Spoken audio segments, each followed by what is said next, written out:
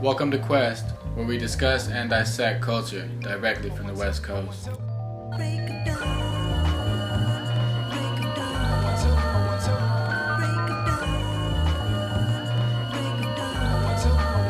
Join us in our quest for knowledge and understanding. Let's see where it takes us today.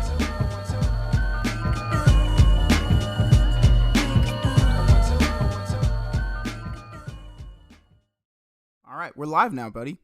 That's good. All right. How do I introduce you? You have been on the show before. This is Justin Lacey. You were your track. How long ago did you record that track with D Wood? Dude, over 5. It's 2020. 2020, yeah. It's June now. It gotta be over 5 years, bro. Definitely before 2015. Yep. That's a long time. Hell yeah. That's crazy. Well, anyway, you've been on the show before, and I featured your song in episode 44 that we did. It was kind of like a dialogue on race between two people. I kind of wanted to do it just because of the way that the times have been, and it was like a way I had a place to let my opinions be heard, and I figure you might have some to share as well. And then we could talk about like your music in general, and then music that has been coming out as a result of what's going on. Like I was just watching the police or the county officials talking about what happened up in Palmdale. And Man. Isn't that something else? I just heard that they I read that they just found a dude in Texas, a young guy in Texas hanging today, like earlier today. Damn. Because what happened in Palmdale happened on the 10th. They're just now getting to it. That's because the internet found out about it. Of course. And goddamn, they got on their ass. They got on the officials' ass. I mean, that's literally their job. So if the internet is just a source of the information to be gotten out to the public, I mean, because they have people calling on the lines, literally asking like detailed questions. It's like, look, you guys got to describe the scene, and like the people that are talking, like they don't even know because this is just brand new to them. Like they didn't even know. It's crazy. Yeah, bro. Man, look, I think I know we're gonna get deeper into it. Excuse me to the listeners because I'm kind of eating, but it is what it is. It's late night. We gotta get what it is. But I think that these fucking police departments and these local, you know what I'm saying, police departments, whatever you want to call it, they know what the fuck is going on. Mm-hmm. I mean, there's no way. I mean, we're not stupid. It's no secret. That. Palmdale is Palmdale. It's never gonna be a different location. It's Palmdale. You know, and I understand that they think we're stupid, but to hang a motherfucker, or to let somebody hang a motherfucker, and then say suicide, and there was no foul play, like come on, bro. Yeah, and they know better too because you listen to them talking into the microphone talking about how like, oh yeah, well we didn't even really think about that. It's not an issue, and then you really don't know like what's actually going on at all. At all. When the older we get, it's kind of trippy. It's like you kind of get an understanding that, man, a lot of the shit that we've been told and we think that's right or whatever the hell you want to call it, it's been a lie. Mm-hmm. Because that whole police protect and serve, that's been bullshit our whole life. Mm-hmm. The whole time. And it's never been legitimate, and it doesn't include you because the way they see it is that we're protecting our interest, and that is them and their life. And when you really commit yourself to doing that job, it's a dangerous job and it's hard to do. And we respect people that do a good job and don't make mistakes because that's why you pay people to do stuff in the first place. Yep. It's no excuse just because you have a lot of stress on your job that you can just make mistakes. And that's all it is. Just accountability for the BS. Man, look, fuck that. We don't have the capacity to make mistakes. Whether you work at fucking McDonald's, Ralph's, a shoe store, anywhere. Do a good job and do the best at your job. Make a mistake, you're going to get fired. Yep. And sometimes your mistakes are higher cost than others. And that's just the job you chose, and that is you have to live with the consequences of your choices. Man. Yeah, man. It's It deep. fucks me up, man. They fuck up on the basics of their job, and they get a paid vacation for it. You think Yeah, this shit gonna change? Nothing's gonna change. unless people let their voices be heard and talk about it for real. I just saw that the police who maced the little kid, not the kids, the young boys on the steps in New York or whatever the fuck it was. They suspended them, bro. But when they say suspension, you know what that really means is that it's just paid leave. Because That's it. But you know what that is? That's the unions, the police unions, and all that kind of stuff. Where it's a dicey road because like the way that the politicians end up working, the police unions are buddy with Democrats because like unions in general are for the workers, and then on top of that, police in general as an institution are always backed by Republicans. So there's no good party to be like, well, we got to regulate the police union. So they have this dark little corner where nobody shines a light in terms of like speaking out what's going on. And it's crazy because somebody like me and you who know that, we can look at the speeches that Joe Biden and whoever the fuck else came out recently. Yeah. Excuse me, and they spoke quote unquote against police brutality. It's like, come on, bro. We know what the fuck is going on. It's a We're system. not stupid. Yeah. It's the way that things are set up. And what has to happen is that people need to be more free in order to live the lives that they want to live. I mean, that's really what's important for everybody is that they have the opportunity to do the things they want to do. And that means going forth. Yeah. Go ahead. Well, it means just going forth and going hard and doing the damn best at whatever you care about doing. Man, when we get the capacity to do that freely, really freely, I think should be a little bit better. But I mean, I hate the fact that I can say we live in a super reactive world. It's not proactive. This shit's been going on for a while. I don't want to sound like a fucking I don't want to sound heinous, but I mean, George Floyd obviously wasn't the first, and he ain't gonna be the last. No, not at all. And it just kind of bothered me the whole, how everything went. I mean, I'm happy it was an uprising, but at the end of the day, it's like, man, bro. I don't think it's just the uprising though. I think there's a level of empathy in the entire country that has been raised because of this pandemic. Yeah. I think, and then the other thing is everybody was locked in, and the idea that information can travel at the speed of, I don't know how fast you can say what's up. Like, not even light no more.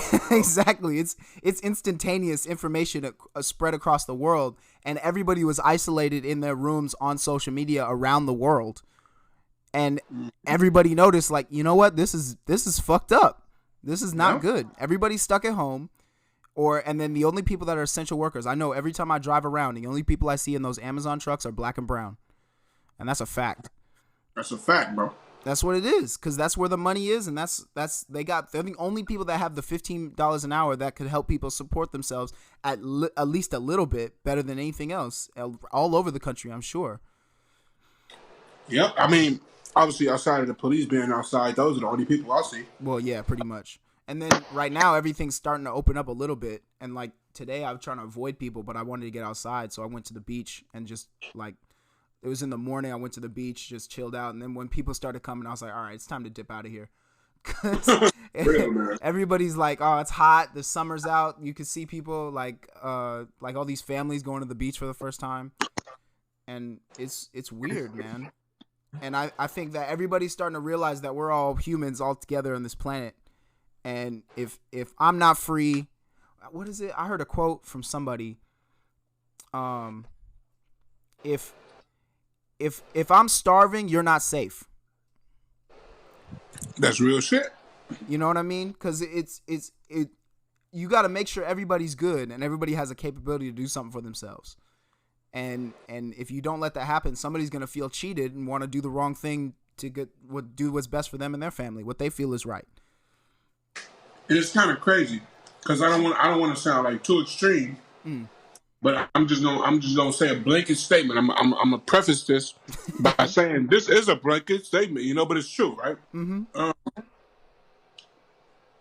That's kind of the state that black people been living in our whole life. I mean, at least the niggas in the hood, and the people that's not so rich or whatever you want to call it. And then it's kind of wild when the pandemic happens, and then these white motherfuckers like, we can't go get our haircuts, we can't go to the beach. Oh hell no! Like, it's wild. Like, small problems. Bro, these motherfuckers, bro. Listen, I get it. It's certain things that people feel like are necessities and that they want to, have. And excuse me, who am I? Who am I to really fault anybody? But dude, like I told somebody, I forget who I was talking to. Dog, I mean, I don't know if you can attest to this, but that whole, like, two things. That whole, like, bulk buying thing, that happened when the pandemic set off, and then, just buying extra food, buying extra tissue, buying extra food, freezing your food, buying extra.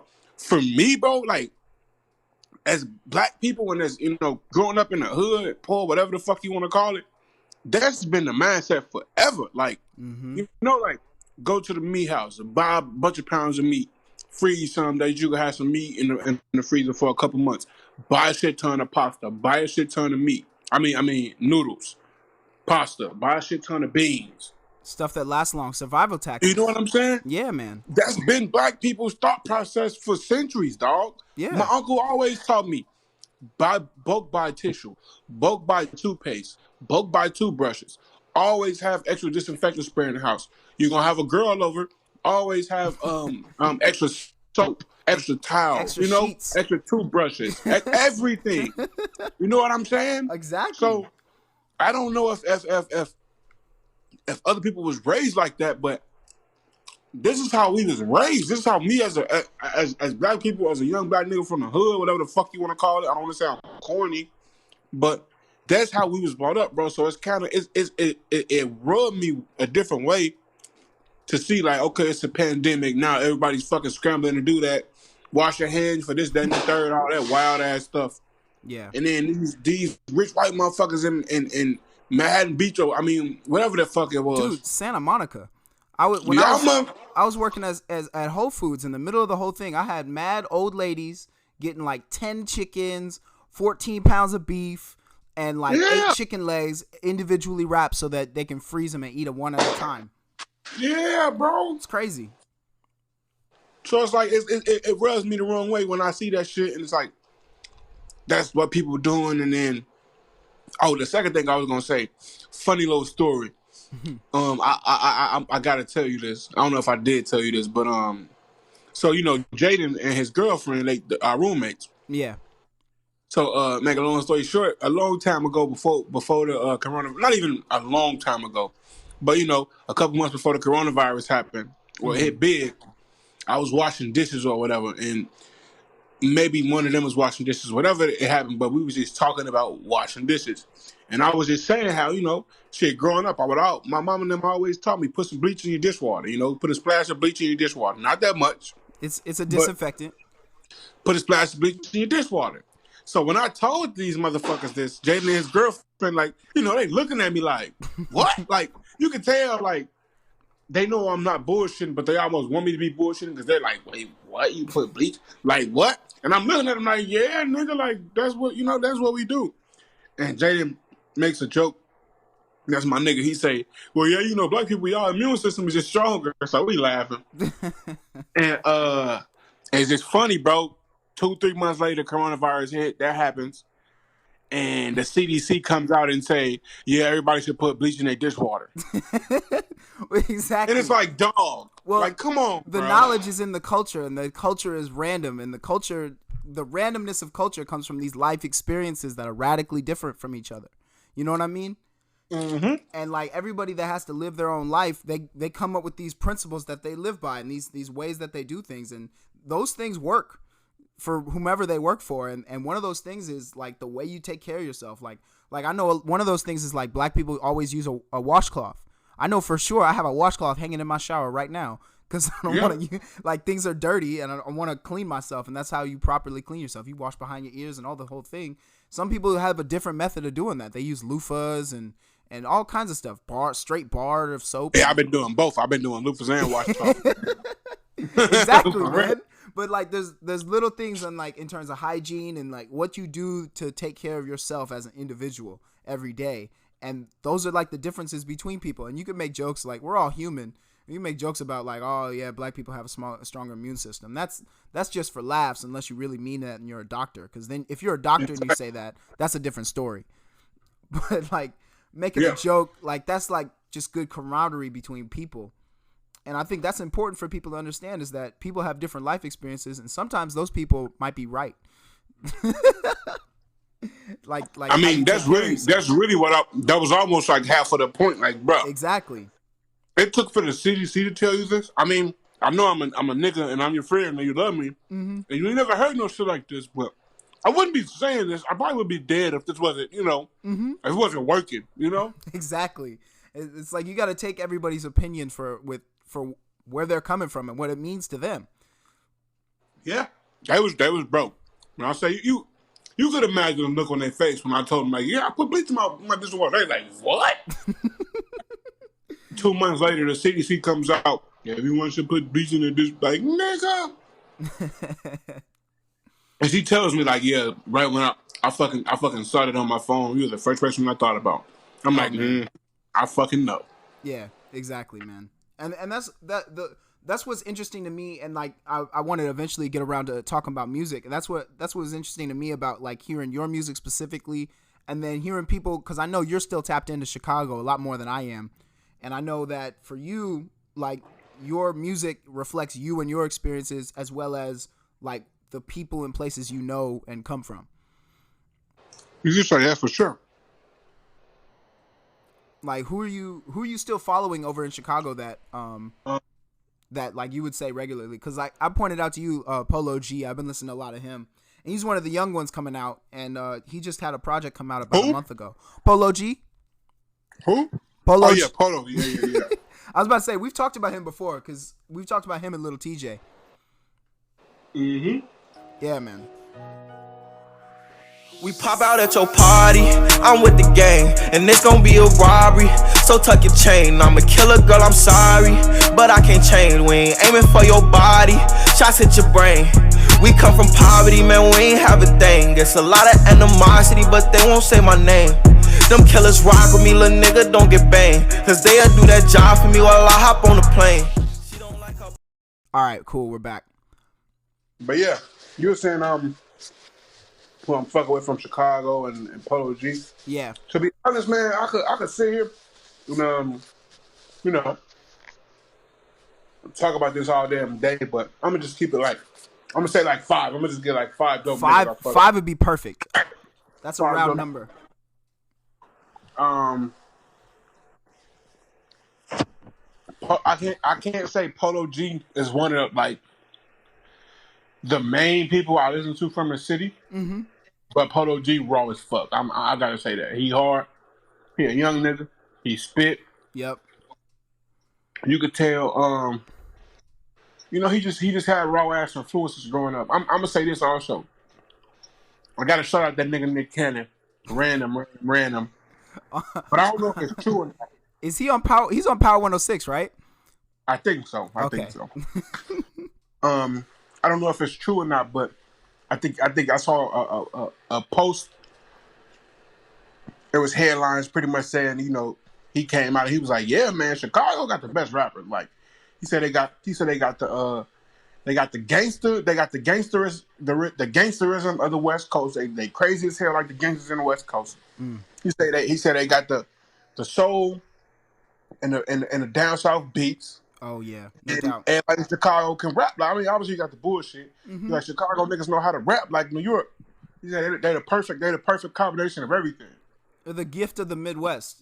Like you feel me? That cultural migration that came like during the Great Migration of the South, after in the 40s really is when it started, like during the Great Depression. But people were moving to the north to get access to economic opportunity to better their lives and family. And one of the things they brought with them was their muse, their culture, their all those things. And exactly. It changed the whole world because of the family ties that are had between all these places around the country. Exactly. And that's man, that's real. I can say that that's a fact because I'm the you can say the influence is there, but just the naturalness of just being, just having that knack, like you said, that comes from the culture. That just comes from, what I'm saying. I always think of like this.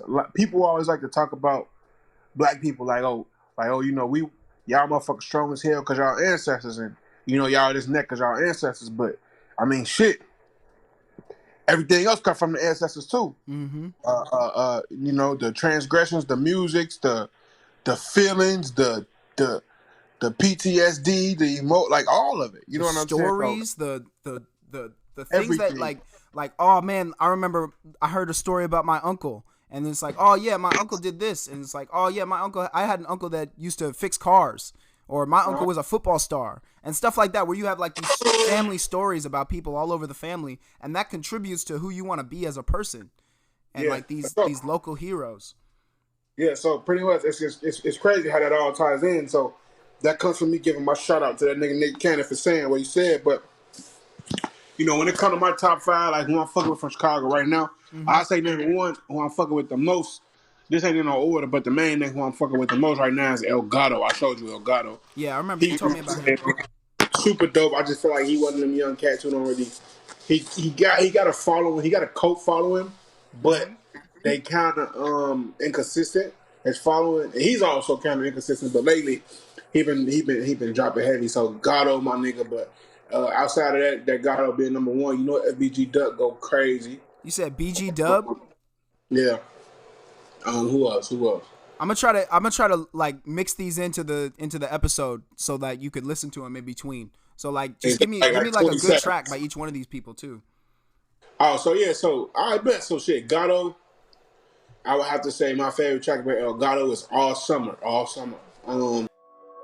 They know I'm a problem, but they won't give me money. But they won't prosper if they don't give me something. Fish out in that Glock, I went crazy all summer. I ain't had to get no job, I was like, pay me y'all money. Got shot at and robbed, baby, tell me y'all love me. I can say I'm a star, I can tell they y'all love me. I sent shot for my little pop. Right now, LBG Doug, he folks been going crazy. He been dropping a lot of songs as of late and a lot of videos. Same thing with Gato. But Duck, my song with Duck right now, probably one of the newest ones. It's called Then. Like, Then. Like THEN? Then, yeah. It's recent. Okay. That's 2, 3. L Hitter. That's my boy Hitter. He been going crazy. He kind of had a little bump in the road, but he going crazy. One of my favorite songs by him right now is shit. That So What Part 2. That's 3, right? I got 2 more. That's 3. Yeah, you're at 3 right now. You have 2 more. I got 2 more. Number 4 from Chicago. Who been going crazy out the city right now? Oh, man, number 4 and 5. My niggas, KJ the God and J15. They 2 like solo rappers, but they kind of like grew up together. They from the same hood type shit. So they got a lot of songs together, but like they super drill, like gangster, shoot 'em up, kill, but they got bars, like they rap, like they still with the metaphors. It ain't just just no dumb shit. You listen to it and they shoot 'em up, kill, but it's substance. Yeah. So any recent songs you look up by J15 and KJ the God as a recent, them niggas raw as fuck. Like they some young niggas. They like 23. They young, but they hard. That's awesome. So like I said, shit, we got El Gato, FBG Duck, El Hitter, J15, and KJ the God. Them, if y'all whoever hear this man, when y'all hear this man, go fuck with them. If you don't know them, man, they hard, man. Young Chicago niggas, man. That's awesome. Can you tell me a little bit more about like like general like the hood dynamics and what the geographic layout of Chicago is? Because I'm familiar with like South Side and West Side for the most part. Mm-hmm. So look, this is another one of those things that I could talk all day about. I'd love for you too. As long as you got time, I got time. Mm-hmm. I'm gonna keep it simple though. Goddamn, Chicago. They got 4 sides: North Side, South Side, East Side, West Side. Mm-hmm.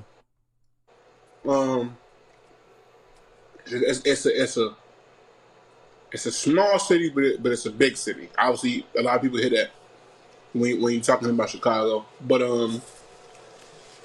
how I can explain it to people from LA simply is like,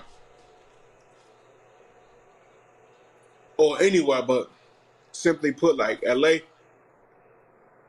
is kind of a big, I guess you could say, province, if I'm using the right word, province, with a bunch of small cities that make up, you know what I'm saying, that. But everything is still LA. Yeah. Right? Like the way the county system works in California, like the LA exactly. County. Okay, for sure. So like how we could say we in LA, but I'm in Hawthorne, or I could say I'm in LA, but I'm in, you know what I'm saying, Inglewood, Compton, LA, Inglewood, but I'm really Watts. in LA. Yeah. Or I'm in South Central. You know what I'm saying? But real LA motherfuckers be like, I'm over here, I'm over here. You got the West Side, East Side, South Side, whatever you want to call it.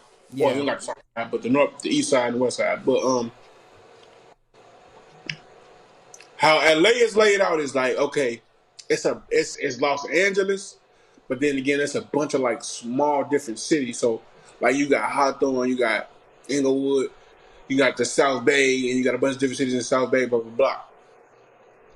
Think of Chicago in the same way, but Chicago is that, but a bunch of small neighborhoods. So like Chicago is Chicago.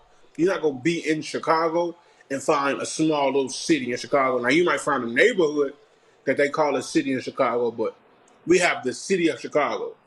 You got the North Side, South Side, East Side, West Side. There's different neighborhoods on each of those sides. How are they size wise in terms of like categories? What do you mean? Like how many people? No, like how many blocks? Because the people might vary a little bit more. Well, I mean, block C is different also because Chicago is on a grid system. You feel me? So, like, it's a literal grid system. Now, when you get outside of the grid system, 9 times out of 10, you like up north, or like you out west, or goddamn, you like over kind of city limits, I guess you could say. But like I said, it's a grid system, bro. So it's kind of different. I guess you could say like proportionally, all the neighborhoods are kind of like, or all the sides kind of make up the city. So I guess you could say they're kind of equal. I don't know. I can't say the South Side is bigger than the North Side. I'll be lying. I'll be talking blind if I said that. But it is organized in terms of like it is gridded, and then for sure, Chicago is on a big ass grid system. In terms of the East Side, I know there's the lake right there, one of the Great Lakes. Yeah. How far south is the East Side on the lake? I think that would be the best way to ask that question. Oh, I mean, so look, it's kind of funny too because you got a lot of motherfuckers in Chicago who think like me. Where I'm from, I'm the South Side, but it's a lot of people who consider where I'm from the East Side. I don't know why. Because of the way that the lake matches up to where the East Side is, because even the East Side is still close to like I'm on the South Side, but Indiana. I'm still close to. I'm super close to the lake. Like I'm super close to the lake. Like I'm where I'm from. Yeah, I'm a hop, skip, and a jump from the lake. You can throw rocks on the beach. You know, but like. It's some parts of the South Side that's, you know, you could be on the South Side and you could be a block over. That's you technically on the East Side, technically, right? But I guess that's the best way I can explain it. No, that makes sense. I mean, it's because it's based on like how people grew up and how the city developed around those places. I know there's like there's Polish neighborhoods, there's Puerto Rican neighborhoods, there's obviously black parts of the city as well. And then from what I'm familiar with, the north side has the majority of the white people and the upper class and all that kind of stuff. But even then, there's still more of a balance because a lot of people live everywhere. I mean, bro, you got it right up on the head. North side is kind of more like upper class, but then the north side still got a big ass hood. Really? You know? Oh yeah. The Hispanics out there, and the niggas up north going crazy. I mean, that's life. When you have things that are not the best as they can be, then things go wrong. I guess that's the best way to put it. And people are gonna try to find a way to do what they got to do. Because that's the reason why there's crime in every city. Because something's not right or something. I don't know. I have more faith in people. I think that's all it is for me. And you shouldn't. No, I mean, I'm not saying that to be funny. I'm learning that you shouldn't, bro, because everybody ain't built how we built. We got good hearts, man. That's true. But I guess that is to my advantage in that regard then. Because sometimes people see that and they don't want to do the wrong thing. Like I remember I was one time, I haven't been to Chicago before, but I was in New York maybe 2 or 3 years ago. And I was in Queensbridge. And it was like the biggest housing project in New York City. I was just walking around, like there was like all kinds of stuff going on. People were definitely like doing their business and doing what they had to do at that night. But I just was like walking around. I was just like having a good stroll. I didn't mean to do nothing by anybody. And I was just minding my own business. And that's kind of the thing of when you're going through all these places, people have all these fears of what's going to happen and all that kind of stuff. And I guess maybe phenotypically I might have blended in. But even then, just looking at it from the bigger picture is like, these are just people living their lives. And these just happen to be the places that they're placed.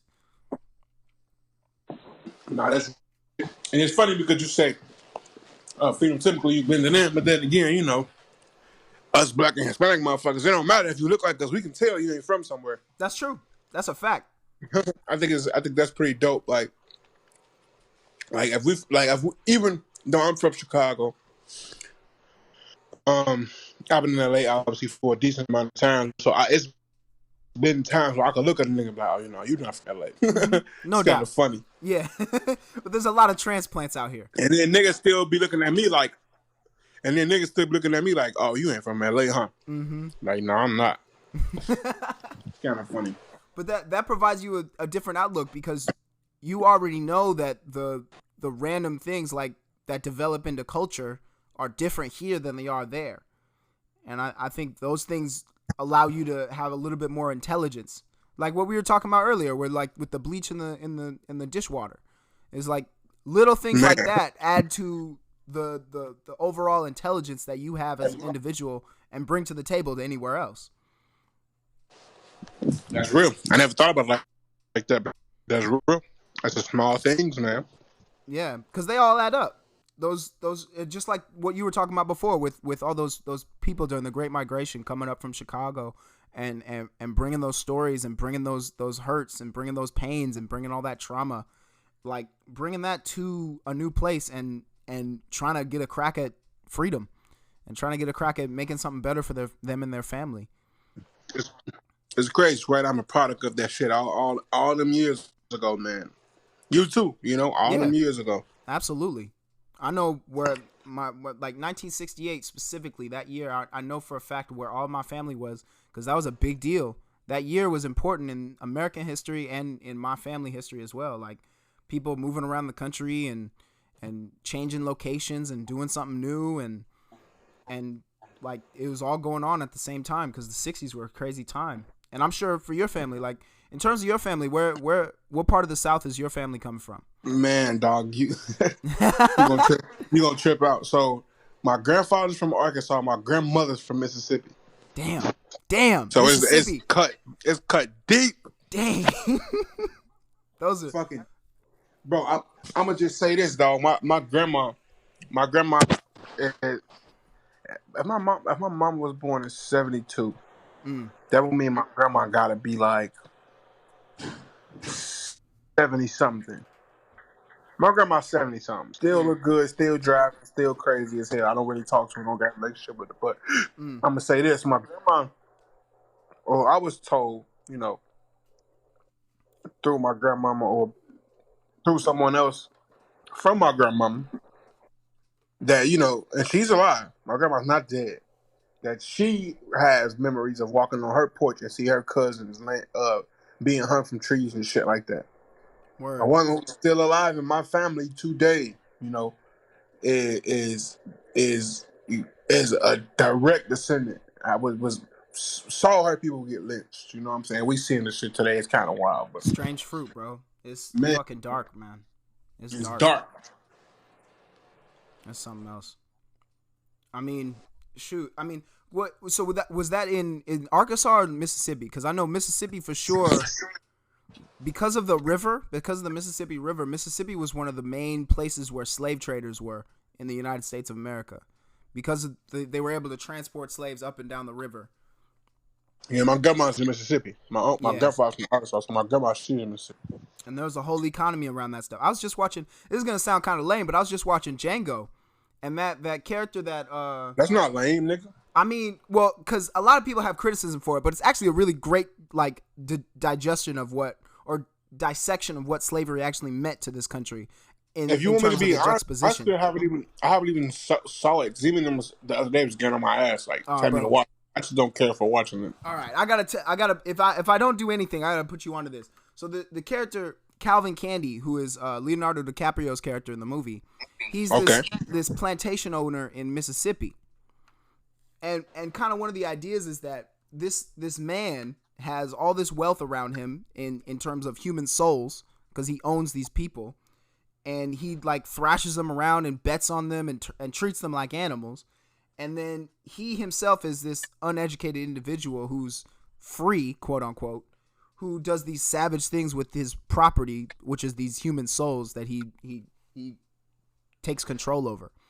And it's a weird thing because you see Django as this educated character who became free and is putting himself out there in the world trying to be a bounty hunter and play the role and capture his wife and free her and all that kind of stuff, which is just all on top of that, just an awesome thing, just in terms of just a heroic act to do. But it puts together these ideas that this Calvin Candy guy owns this plantation, owns all these people, and he still doesn't have the intellect to really be responsible and to understand the fallacies of what he's doing.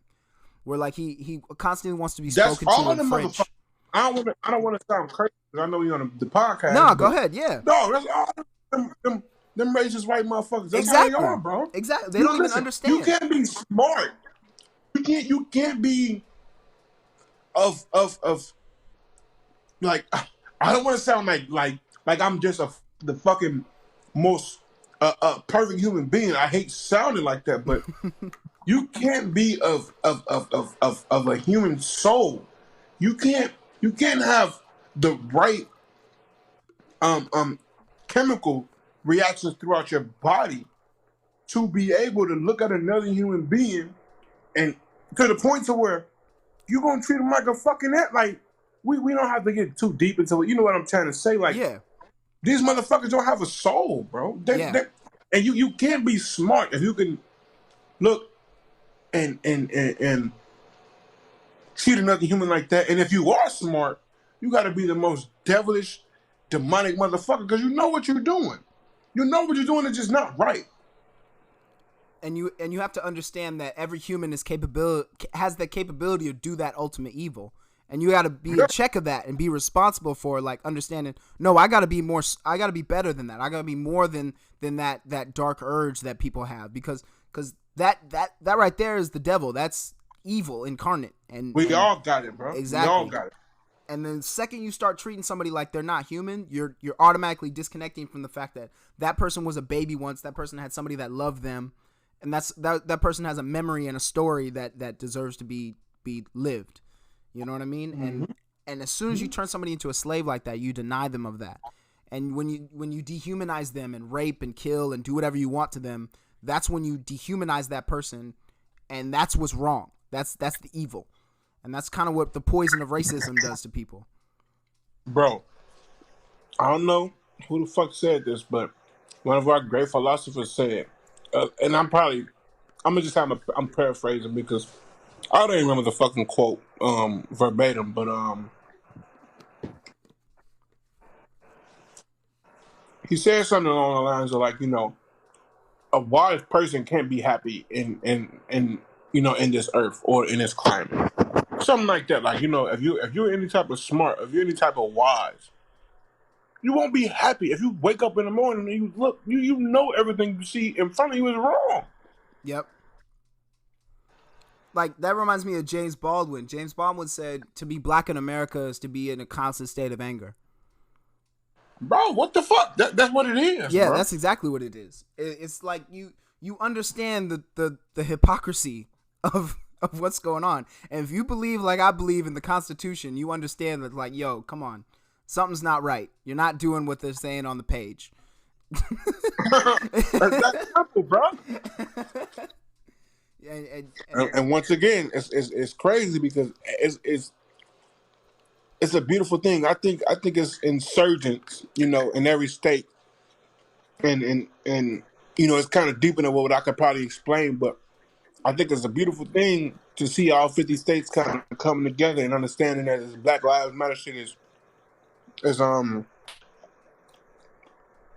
the organization, by the way, but the saying, the words, the feeling, like it's feasible, and I think that's a beautiful thing. But it's like, damn, bro, it took for us to be on quarantine and all y'all niggas to see a murder happen in front of y'all faces to say that when we've been telling y'all this the whole for time. How long? Forever. Emmett Till. Speaking of Chicago, Emmett Till was one of those kids who his mom was working, and because he wasn't in school, he got sent down to the South, down to Mississippi, I think it was, for the summer. Yeah. And he got in trouble with some dudes that were being racist, and they accused him of trying to hit on his sister, some stupid, on a white girl, and they literally killed him. And it's the same thing. Fuck killed. They mutilated him, bro. Oh my goodness. They turned him into they dehumanized him. They lynched him. Literally. They lynched him, bro. And this wasn't the cops. This wasn't the cops. This wasn't the fucking DA. This wasn't the FBI. This wasn't the ATF. This wasn't the fucking a fire department. These were some white motherfuckers who was okayed by the government. Like that, bro. It's kind of wild, right? Because you got Donald Trump on the news saying, if your local government doesn't get things in check, we're gonna let our citizens and the local blah blah blah. Yeah, man. Like, bro, what are you saying, bro? Mm-hmm. That's why, as fucking black people and kids missing, humans getting hung, all this shit, because it's been going on. Obviously, it ain't because Donald Trump said something that this is happening. It's been happening the whole time. Just you gotta take responsibility to make it stop. And make it stop, and you gonna egg it on, dog. Mm-hmm. And I'm so sick and tired of people. I don't want to harp on this, but I'm so sick and tired of people. How is he racist? Like, bro, are you dumb? I just saw a video. That's too much energy for me to try. I just saw a video of a black man in a MAGA hat talking about, if Donald Trump was racist, he wouldn't have never been on a Fresh Prince of Bel-Air show. If Donald Trump was racist, he would never did that. Pretty much saying, if Donald Trump's was racist, he would never been accompanied or been in the company around black people. Nigga, it was all for check. It was every appearance he had, whether it was him being on Fresh Prince or him being around Muhammad Ali or being in a nigga video shoot, it's a check surrounding it or some type of collateral income. You know what I'm saying? Like, it is what it is. Yeah. It's just like fucking it's all sick for man. money. They like, just because for Donald Trump especially, and I could bring this back to Django too, but for Donald Trump especially, his whole game was being in the public eye and knowing who this guy was. That was it. I'm trying to get everybody to know me, and the niggas is on right now. So look. Exactly. I'm just what's up. That's what I'm doing. You want to make a song like me, Ray Shremmerd? Sure, Ray Shremmerd, up like Trump, and then he's gonna try to get his name out there. He's like, I don't like that Ray Shremmerd song. whatever. You know what I mean? He's just gonna make a noise because he wants his face and his name in your tongue. You know what I mean? And That's it, bro. The other thing with the Django with Calvin Candy, his whole plantation was full of black people. It was just like a handful of white people on the whole plantation. You don't think that dude was racist? Just because he's around black people doesn't make you not racist. Exactly. You feel me? Exactly. It's crazy.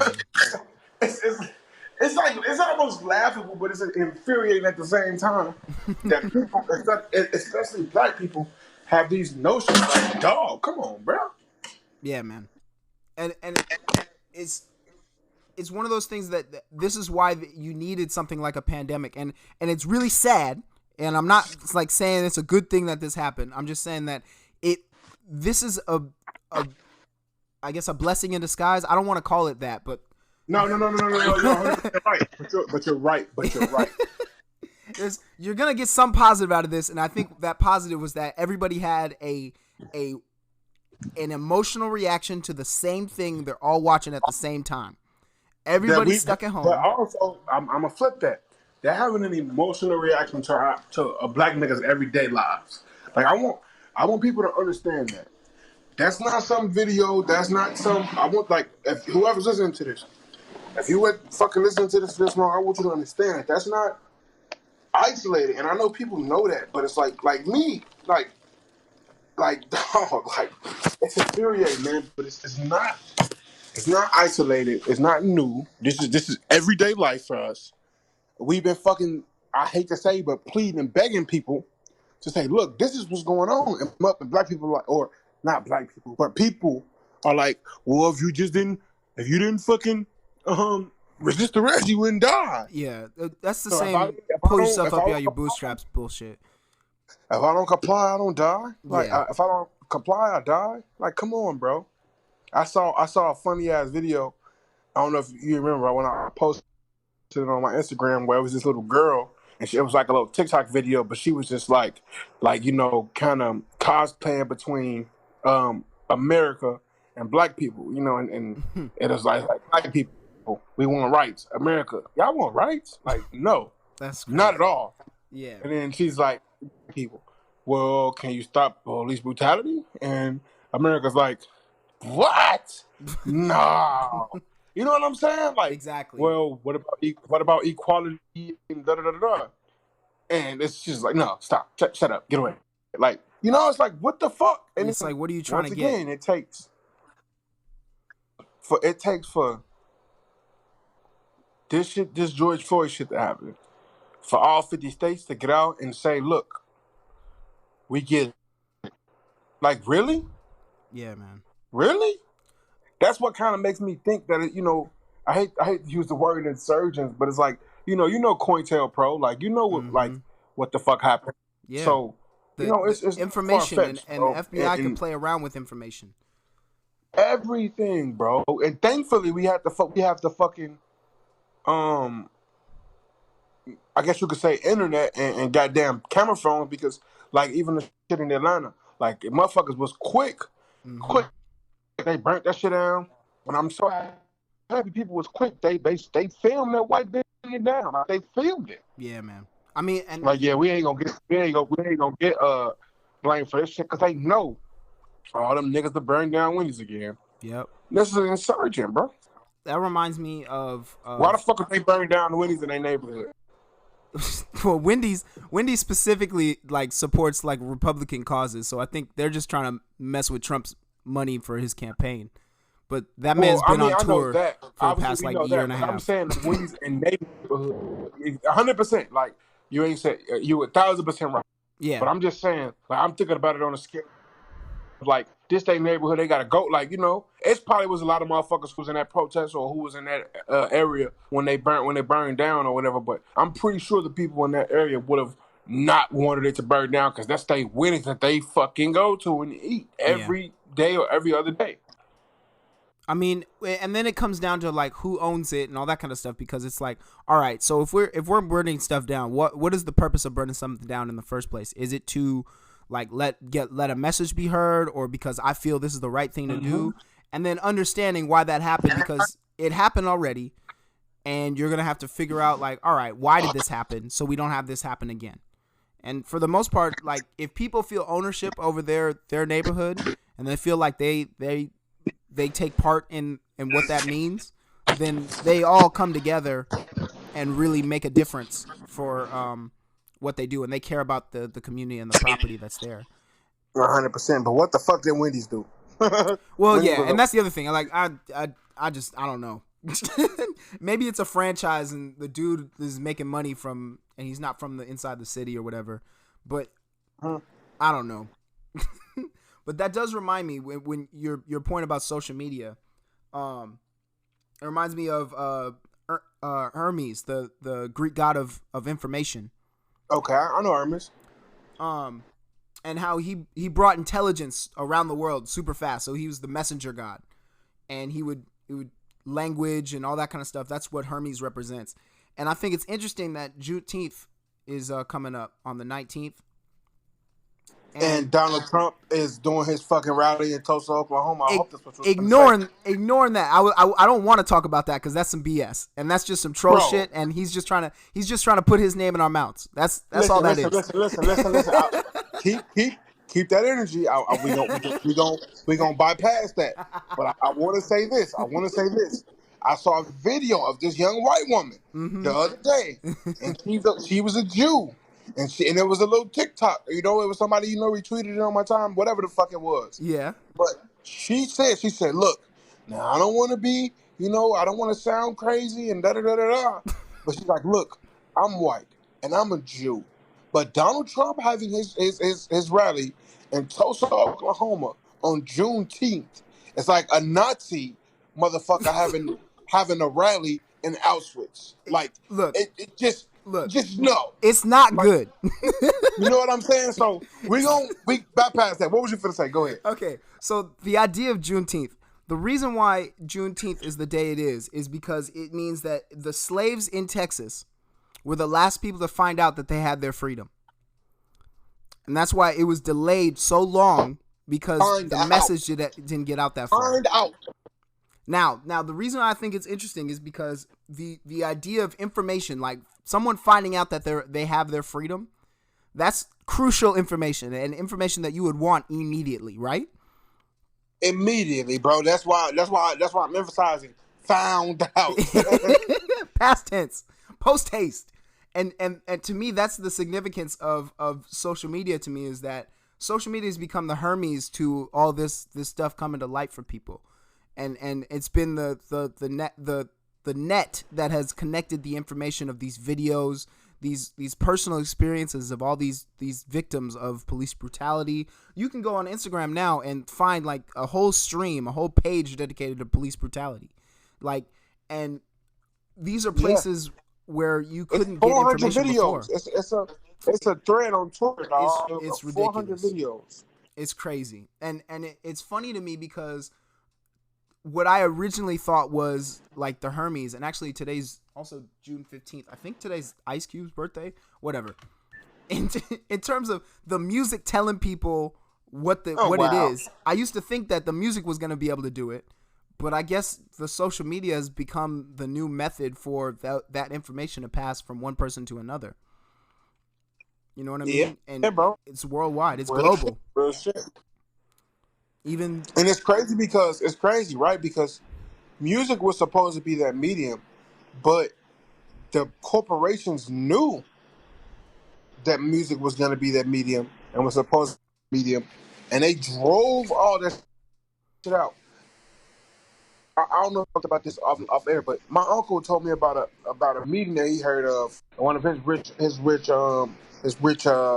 think white old bosses or whoever the fuck he used to work with, or somebody he knew, that they told him about, that they heard of pretty much. And you can look it up. You might have to do some digging, but Minister Farrakhan had got wind of it was probably like early 2000s. I could be wrong on the date and the time, and even I'm paraphrasing, but it was pretty much a meeting, dog, with all the top record labels and executives and all the private owners of the prisons. You know what I'm saying? And it was a meeting pretty much, saying, look, we will fund y'all motherfucking record labels. We'll help y'all. This could be an even exchange. We can do whatever y'all want us to, not whatever y'all want us to do, but we can help y'all, as long as y'all don't promote music, that's, I guess you could say, positive. Like, That's crazy. yes, bro. Like, just think about it. We went from having the KRS One, and we ain't gonna make this that conversations, but we went from having the KRS Ones, and even back in the day when you had Jada Kiss Y, you know what I'm saying?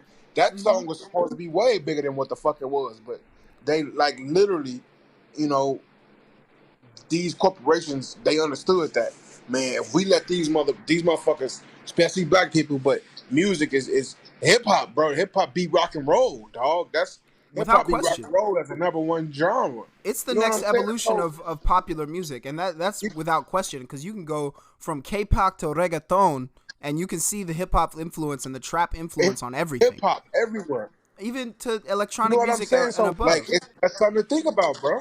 That's Hmm. something to think about. Like, man, these motherfucking corporations they got wind of that, and now that's why we have 6ix9ine as the biggest shit in the world. Yeah, but I Why? think Why is that the record labels paying him? that was gonna happen anyway, in my opinion. I think what's more important is ownership of your records, and ownership of the distribution of your records. And 100%. I think that's what the internet has provided for a lot of people, and people like Talib Kweli, joining like Rockets Records and stuff like that, and people like J Kid, excuse me, why am I forgetting his name? Jay-Z putting out Rockefeller Records and eventually Rock Nation and stuff like that, where like there's a black face behind the ownership, and he's making the decisions. He's being the philosopher king behind these decisions, where it's, this is what I want. I want J. Cole to have a record label and to be a record deal and to be as free as he wants to make whatever kind of music he wants. You Yep. want to go platinum, no features? Do that. I'm 100% behind you. Do that, what you want to do. And I think that's important too, because you have that responsibility as an owner to promote stuff that you think is going to be right for the people.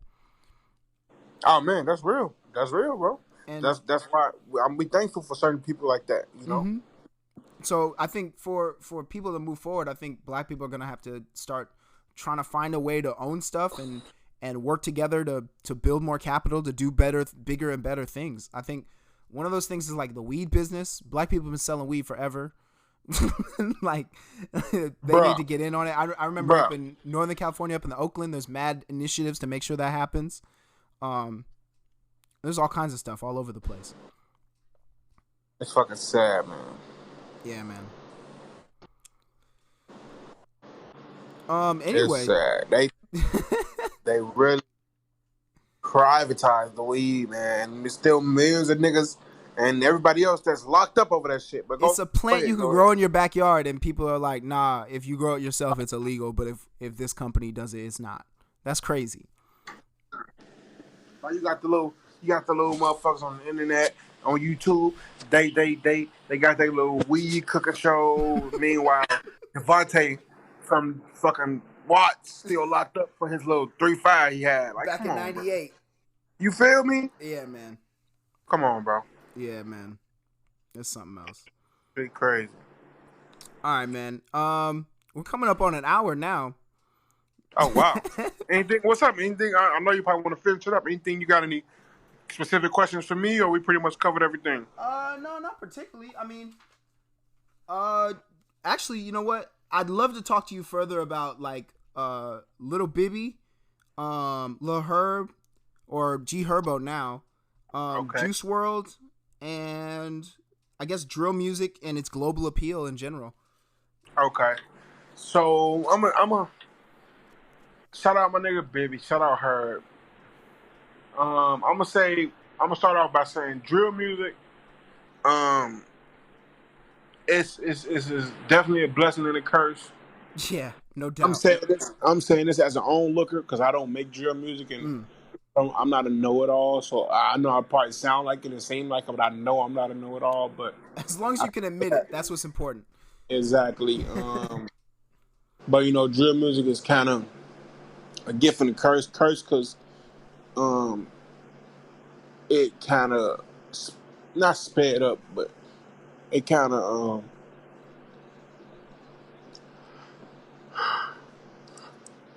excuse me, I just yawned. It kind of put motherfuckers in a position to try to get on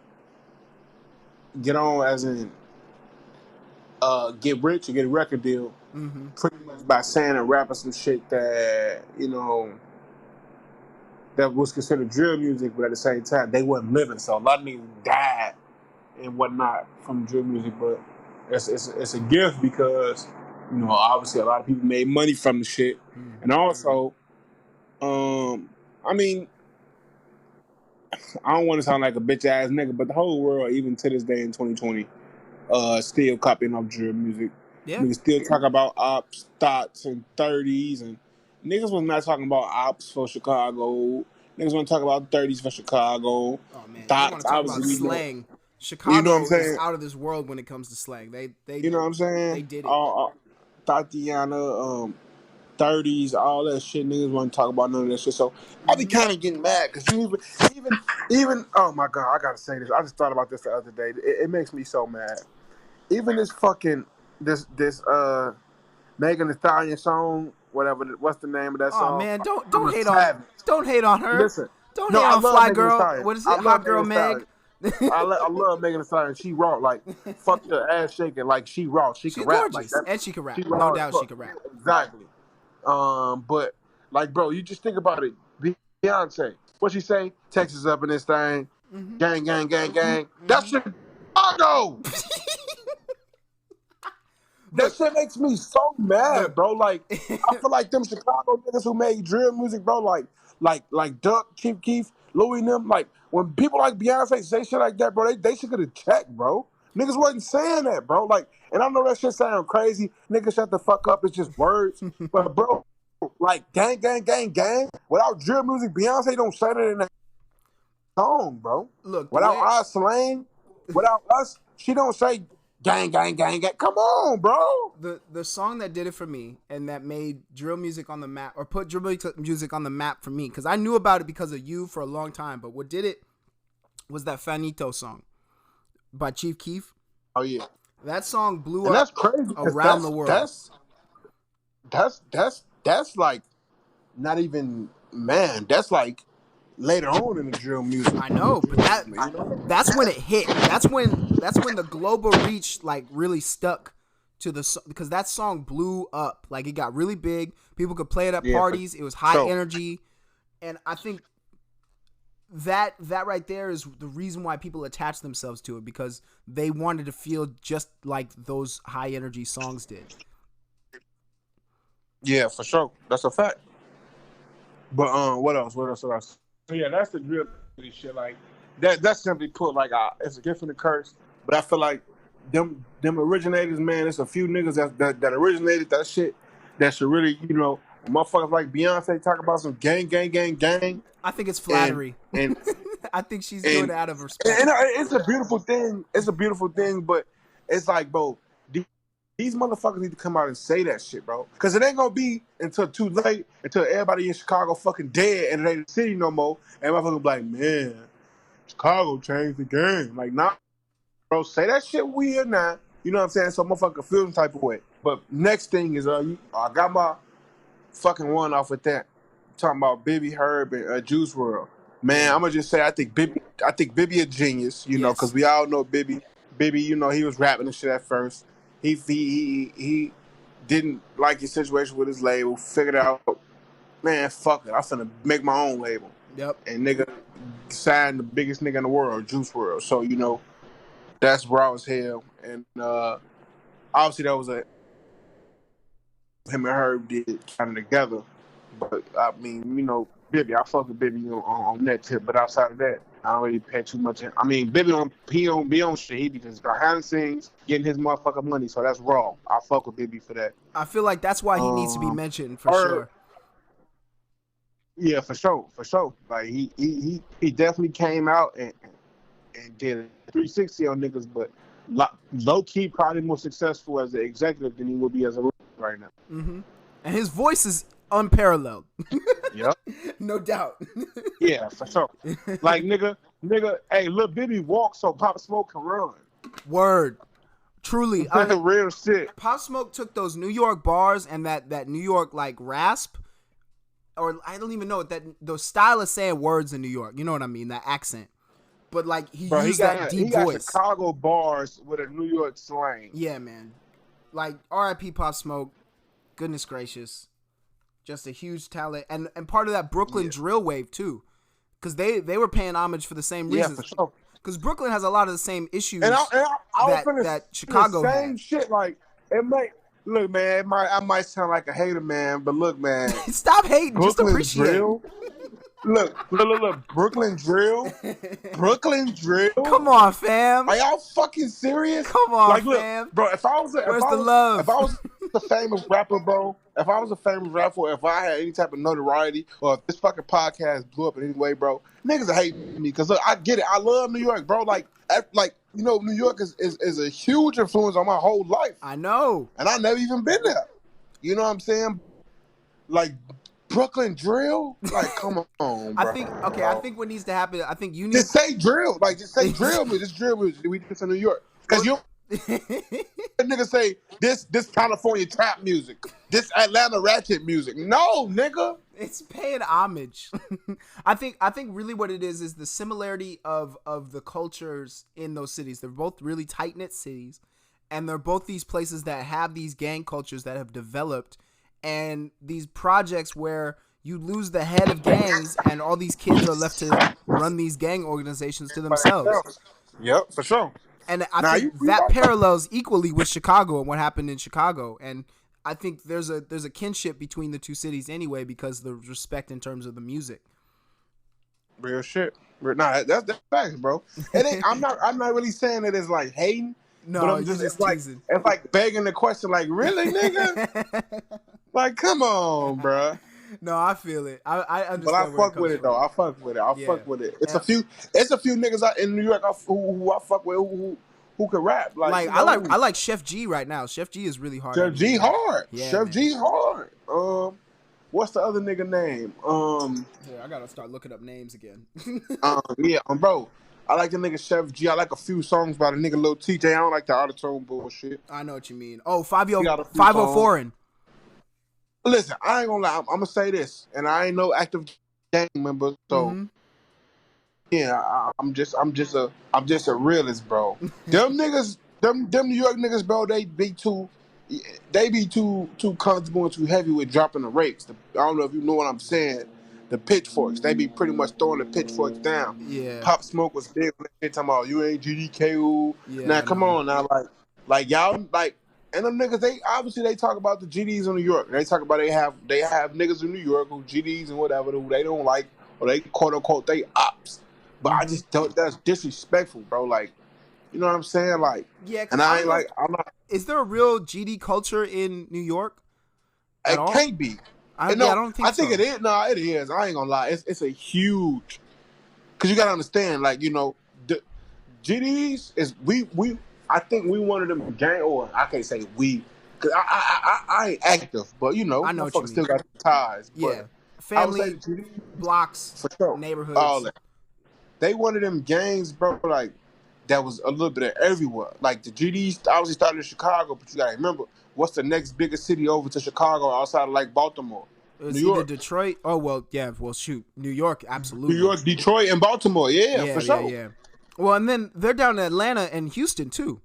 Oh, bro, GDs is everywhere, bro. Yeah. I think only place that GDs don't exist is Los Angeles. Well, that's because we have our own thing out here. The Crips, yeah, but the Crips it's GDs in the Bay, and I tripped out on that. Like, how the fuck is not GDs in LA, but it's GDs in the Bay? It's a lot of GDs in the Bay. Big Chicago influence on Oakland, especially because of the way that the migration worked from people from the Midwest moving out west. And yeah, for sure.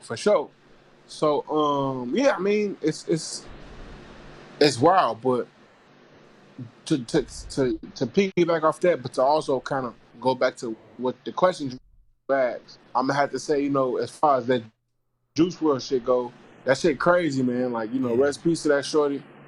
I think it's fucked up what happened to him, but you know, he definitely was I'm not finna say like I listened to him a lot because I definitely didn't. I definitely was annoyed when motherfuckers played that fucking. I ain't like that shit. You know what I'm saying? It was a dope generation. song. It was a good song for what it was meant for. That's it. You know what I'm saying? But the nigga was raw. Like all them videos of him freestyling and shit, that nigga was raw, bro. I think he had that lane, that kind of emo white boy music but he was from the hood. So he like, okay, I'm a rock with the shit, and it's raw, and it's still catchy, it ain't weak. So Nope. shit, fuck it. But the nigga could rap. Like I feel like if Juice WRLD wanted to make like hardcore hip hop songs, the nigga still would have been raw as hell. Like he still would have been hard. He said he was an Eminem fan before anything else. There's no doubt in my mind he would be able to make some crazy shit. Yeah, especially with the metaphors he was able to make in and of itself, like just rapping. Yeah. You know, so yeah, like bro, that shit was unfortunate. True. But I his style of music to me, like how niggas in the hood was listening to him, it was kind of like even the same thing with like Lil Uzi. It's like a follower thing. You know what I'm saying? Because it's like, now I'm not saying that people don't have the right to like what they like or have the capacity to pick and choose what they like, but I'm just saying, like, I know, like growing up, like I know you're not from the hood, though, but I feel like you can understand what I'm trying to say when it's like, no, you know, I'm adjacent for the most part, and I got family in the hood. That's pretty much it. Niggas, but like niggas in the hood, like it's just certain, especially back in the days, it's just certain shit that they wouldn't do or listen to or stand for. You know what I'm saying? Yeah. And I just feel like the Lil Uzis in the Juice worlds would be a part of that clique. Like even though these niggas is hard in their own right, you know, because it's those groups of people that artist that's hard, but you might turn them on and they're like, who the fuck is this tennis shop? This nigga weird, this nigga weak. But then, you know, they blow up and just that and the third, or all it takes is for one of your homies or you hear a certain motherfucker listen to it, and now you done heard the song before, but you're like, damn, they listening to it. Oh yeah, turn that shit, that's my shit. Like, bro, you know, like, if you get what I'm trying to say, like, once again, not saying that these people don't have talent, and because they definitely do. No, yeah, they're I think a lot of the times, when you get characters like the Uzis and the Juice WRLDs, it's when it comes to like the hoods of America. I'm talking about the hood. Well, I can speak for nothing else. I'm familiar with at least with what's his name, Little Uzi Vert, and his come up. He's still from the hood in Philadelphia. Yeah, no doubt about it. The hood. I think what it is that the internet gave him an opportunity to be free to look at other genres of music and stuff you wouldn't otherwise get, like listening to the radio and all that kind of stuff. So his influences, literally growing up as a child, were just different. And I think Uzi could definitely rap it when he wants to. It's just what he's inspired to rap onto is different. Because there's no doubt in my mind. I seen a video of Uzi rapping. Uzi know how to rap. It's annoying when like he don't never. He said it's annoying. The nigga don't make that music. He make that weak ass auto tune jump. I don't think it's weak. I understand where you're coming from. I think it's just other people see and can appreciate his art differently, and I don't think it's for him to tell you how to appreciate his art. And clearly, people do. Of course not. But it's like I said, dude, them niggas talented for sure. I'm not really that much of a Uzi fan. Well, I'm definitely not much of a Uzi fan. not really that much of a Juice WRLD fan, but for sure, I like a few of them nigga songs. And he reps the city. For sure, especially Juice WRLD. What's the nickname for Chicago? Chi-Town, Chirac. For sure.